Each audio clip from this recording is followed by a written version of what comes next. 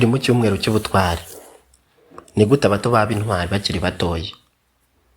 Isomo dukura kuri Ndabaga wa kera mu mateka y'u Rwanda na RPF Inkotanyi mu Rwanda. Ndabasuhuza cyane. Uyu munsi tujye kuganira ku ngingo ikomeye cyane, ikora ku mutima wa benshi, ikanubaka urubyiruko n'igihugu muri rusange. Nk'imbaraga z'igihugu zubaka bwangu, nibyo urubyiruko n'imbaraga z'igihugu zubaka bwangu. Ni gute abato baba intwari? Ese ubutwari ni ukurwana intambara gusa? Ese umuntu akiri muto ashobora kwitangira igihugu, akitangira umuryango, akitangira indangagaciro bigakunda? Cyangwa nibyo abantu bakuru gusa? Reka tugiye kubibona dushingiye ku ngero ebyiri zikomeye cyane mu mateka y'u Rwanda rwa gihanga. Ndabaga, intwari y'umwana w'umukobwa, yaciwe amabere yombi barayakata kugira ngo acungure se wari warazonzwe n'urugerero rwari rumugeze ku buca atabasha no kurucika. RPF Inkotanyi, cyane cyane urubyiruko, rwitangiye kubohora u Rwanda, rwari rugeze aho umwana arira nyina ntiyumve. Mu bihe byari bikomereye buri wese, hakenewe intwari zinaniwe. Icy'ingenzi kurushaho ku bato ni irihe somo uyu munsi dukuramo ngo turi kure mu mateka yatambutse? Iyi ni Isaac Inspire TV. Wibuke gukora subscribe niba utarayikora kuri uyu muyoboro.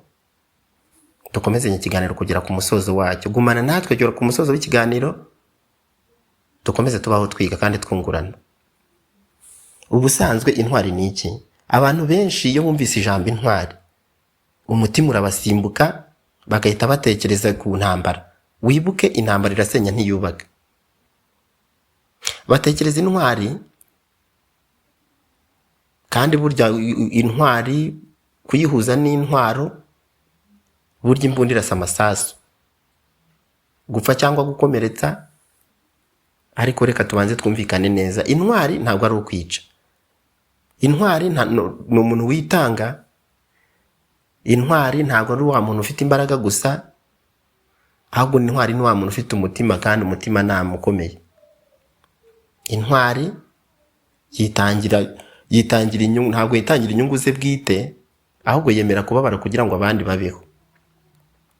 Ifata icyemezo gikomeye cyane, kabone nubwo cyaba gitinyitse kandi giteye ubwoba. Nibyo, nta butwari mu kwidegembya. Niho duhera twinjira ku rugero rwa Ndabaga, umwana wahindutse intwari cyane n'uyu munsi twigiraho. Ndabaga ntabwo yari umusirikare afande, wapi. Nta nubwo yari umugabo w'ibigango nkanjye shwi. Ntabwo yari umuntu ufite ububasha nka kanaka. Yari umukobwa usanzwe nk'abandi benshi, urutege rutoya nka rwa rundi, ariko yifitemo ubutwari bufite ijambo. Yari umwana w'umukobwa, se yajyanywe ataravuka. Yamusize amutwite, yasize nyina amutwite nk'amezi 2 cyangwa 3. Haciye igihe aramubyara, amubyara se yaragiye ku rugerero. Isakora urugerero imyaka myinshi nta gutaha, kuko umucunguzi yari ntawe. Nta gahungu yari yarasize wenda ngo ahari kazama incungu. Ndabaga amaze kuba umwangavu, akurikirana yitonze amateka ya se, akurikirana amateka y'urugerero, abona ko kugira ngo se azatahe bisaba umucunguzi. Nta musaza uhari. Ndabaga afata umwanzuro. Yize byinshi, harimo kumasha, gusimbuka inkiramende akazimiza, guhamiriza nk'intore, n'indi mirimo isaba ubutwari.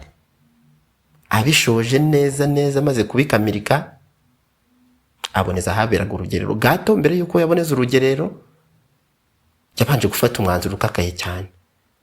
Yafashe icyemezo giteye ubwoba, yemera kwicisha amabere yombi ku bushake bwe, nta umuhase nta umusunitse. Amabere barayakata. Uretse no gucibwa ibere, wibuke, ubanza no kurirasaga nka kera bitari kubi by'abakobwa benshi. Ni urugingo ruri sensible. Ibere ni urugingo ruri sensible. Ibi yabikoze kugira ngo acungure se umubyara. Ndabaga yafashe umwanzuro uteye ubwoba, kandi kuko yabonaga nta yandi mahitamo yari aho. Nta muntu wigeze amuhatira icyo kintu cyangwa ngo abimusabe. ahubwo ni umutimanama wamusunikiye gukora icyo kintu kugira ngo abe intwari acungure se. None se utekereza ko yari azi ububabare bwabyo? Ese ntabwo yari afite ubwoba nk'abandi bantu? Nibyo yari afite ubwoba, ariko urukundo burya rurenga ubwoba, kandi ahantu dushobora gukura mu isomo. Intwari ishobora kuba no, nibyo intwari ishobora kuba idafite imbaraga nyinshi z'umubiri zisanzwe, ariko intwari igira umutima ukomeye cyane. Reka tuve ku giti tujye ku muntu. RPF Inkotanyi tuyibukira ku butwari bw'abato babohora igihugu. Reka noneho twibukire ku mateka ya vuba ahangaha hagiye.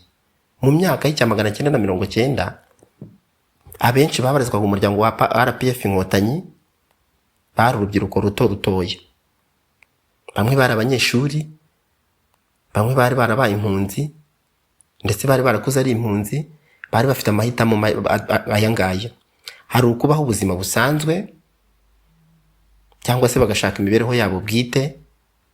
Ikindi ni uko bashoboraga kwibagirwa igihugu cyabo gakondo bagakomeza kwibera impunzi, bakaguma ishyanga. Utazi ubuzima bw'ubuhunzi agira ngo ni ukujya mu butembere. Hari icyo bahisemo gikwiye. Bahisemo kwitanga, bahisemo guhara ubuzima bwabo, bahisemo kubohora u Rwanda. Kandi iki cyemezo cyasaga neza n'icyandabaga kuko cyari nko kwiyahura. Ntabwo bari bafite ibikoresho bihagije, ntibari bafite ubwinshi wenda ngo bwabasunikira gutera igihugu, ariko hari ikintu gikomeye bari bafite.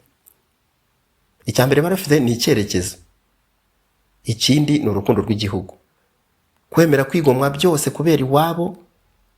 Ibi byatumye bakoresha imbaraga n'ubwitange. None reba aho twisanze. Ubutwari bwuzuye si ubwinshi bw'imbunda, ahubwo ni ubwinshi bw'indangagaciro. Mu nkuru ivugwa muri Bibiliya, Dawidi yitwaje amabuye 5 mu mvumba ye, yahangamuye igihangange Goliyati w'Igati, akigaragura mu kibaya cya Era. Ubwoko bw'Imana bukurwaho igitutsi, Mesiya yihesha ikuzo mu bantu. Ubutwari ni imbaraga zitsinda cyane. Ese abato b'uyu munsi bakora iki? Ko hari igihe usanga bashaka ubuzima bwiza kandi bworoshye, nyamara kandi ugasanga nta butwari. Gutereka inzara zicomekanze, gucunga ubwanwa iminsi yose. Menya dukwiye kureba neza, tukitoza kuba intwari zubaka. None se reka twisuzume natwe. Uyu munsi abato bafite amahirwe menshi hirya no hino.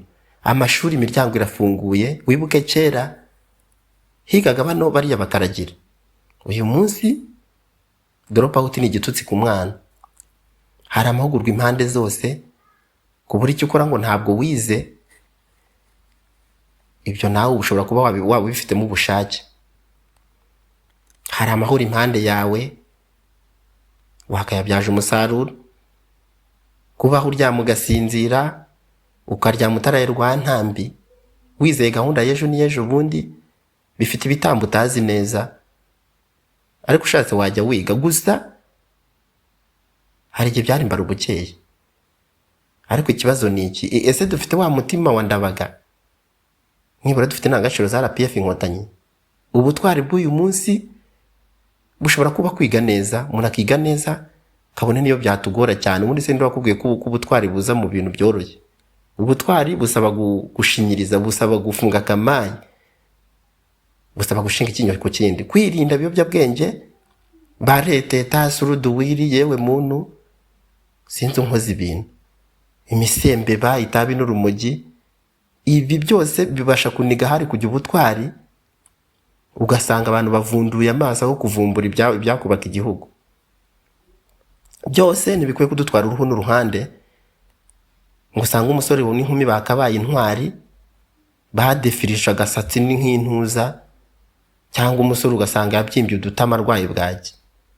Kandi u Rwanda rufite ibyiza. Nibyo u Rwanda rukwiye ibyiza, erega uwapfuye yarihuse. Kwangira ruswa biradukwiye, kuvuga ukuri ntibikica umutumirano, gukorera igihugu tutiganda n'umwete wose, uhingamo kwe ntagasigane. Nibyo ntukaba umucancuro mu kwawe. Si ngombwa gupfa ngo twitwe intwari, ni ngombwa kubaho dufite indangagaciro nyarwanda kwitonda, kwiyumanganya, ituze no kwanga umugayo, ibi bikomeza kuba ishusho y'umunyarwanda. Hari ubutumwa ku bato, ariko bato batari gito. Bavandimwe, ntimwibwire ko muri bato cyane ku buryo mutagira icyo muhindura. Ntimwibwire ko ubutwari bwapfuye. Ubutwari ni imbuto iterwa ikamera, igakura ikabyara nyinshi. Ndabaga yari muto cyane. Inkotanyi nyinshi zari urubyiruko nkamwe. Intwari itangirira mu mitekerereze. Kuba intwari bitangirira mu mitekerereze, bigatangira mu cyerekezo kandi mu rukundo rw'igihugu. Iteka iyo dukora ibiganiro tubihuza n'uburezi, hari ubutwari bw'abanyeshuri. Birashoboka kuvuga ukuri niyo bwakugiraho ingaruka. Kuba uri umunyeshuri waba intwari, kuvugisha ukuri niyo byakugiraho ingaruka, ibyo nta kibazo, kubera yuko n'ubundi intwari ntabwo ari igenda umugaramango, ahubwo ihura n'ibibazo. Hari ukwemera ikosa aho kurihishira. Ibi nabyo ni ubutwari, kwemera ikosa, kwamagana uburiganya, cheating. Hari abanyeshuri usanga babeshejwe no gukopera, ugasanga ni uguhora nakira. Kunakira ni ugukopera. Nubwo wabona abandi babikora, ukwiye kubyirinda, kubera ko mu gucitinga nta butwari bubirimo. Hari guhangana n'igitutu cy'urungano, peer pressure. Iki kintu kugisunika ukakirinda ukakiganza, ibi nabyo birimo ubutwari. Kunanira inshuti zibasha kugushora mu biyobyabwenge cyangwa se mu mirwano cyangwa imyitwarire mibi yose, iyo wazinaniye, ibi nabyo ni ubutwari. Gukomeza indangagaciro niyo yenda baguseka, ibyo se bitwaye iki? Hari ukurengera abandi, nko guhagurukira yenda uwahohotewe, icyo bita bullying, kunyuzura. Hari ibigo byaba bikigaragaramo ibintu byo kunyuzura. Ukwiye kuba intwari ukarengera uyu nguyu ukorerwa iri hohoterwa, kubera yuko ntabwo byemewe mu burezi. Gutanga ubuhamya w'ubuyobozi bubukeneye. Niba hari ikibazo cyabaye, hagarara mu mwanya wo kuvuga ukuri, uvuga uko ibintu byagenze, ikibazo kibonerwa umuti.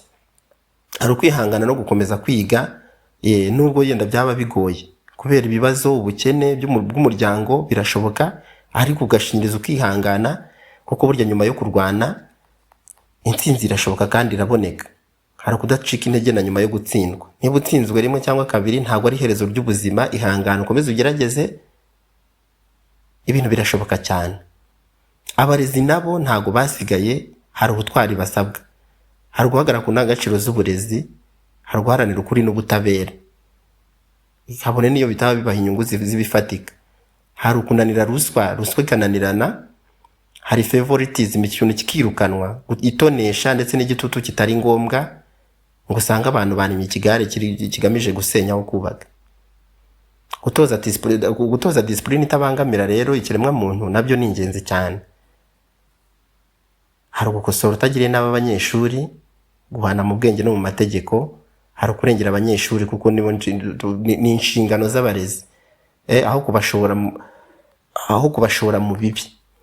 Kubarinda ni ubutwari. Kugaragaza ihohoterwa niba ryabaye, ihohoterwa cyane cyane rishingiye ku gitsina, ari naryo rigenda rigaragara mu burezi. Umurezi rero abereho kugira ngo agaragaze iki kintu, cyangwa niba akarengane kabaye, akwiye kubigiramo uruhare kugira ngo akarengane gacike. Hari guharanira umutekano n'icyubahiro cyabo, ni ingenzi cyane. Kwigisha n'urugero, mwarimu cyangwa se umurezi akaba urugero, birenze kwigisha gusa. Hari kuba inyangamugayo mu magambo no mu bikorwa, ntusanga umurezi ari kimwamwanya wigendera. Kwemera amakosa yabo no kuyakosora, ibi nabyo ni ingenzi cyane. Tugana ku mwanzuro, ubutwari nyabwo mu mashuri bushingiye ku kuvuga ukuri, bushingiye ku uretse kino wenda cyo kuvuga ukuri, hari uguhitamo icyiza.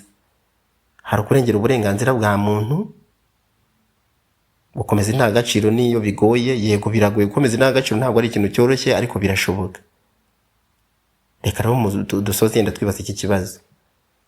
Ese iyo Ndabaga wenda atitanga, ubona se byari gusoza bimeze gute? Yabashaga kugwa ku rugerero,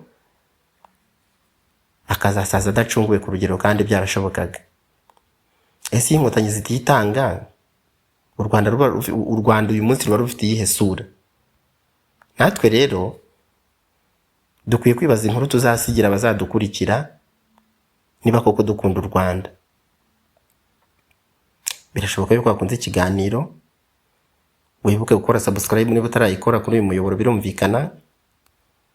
Kanda like, ujye mu mwanya wa comment, usige igitekerezo cyawe tuganire, uvuga uko wumva ubutwari bw'uyu munsi.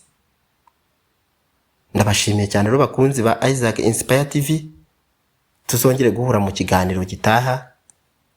Ndabakunda cyane, muragahorana Imana n'amafaranga, murakagira igihugu gitekanye nk'u Rwanda.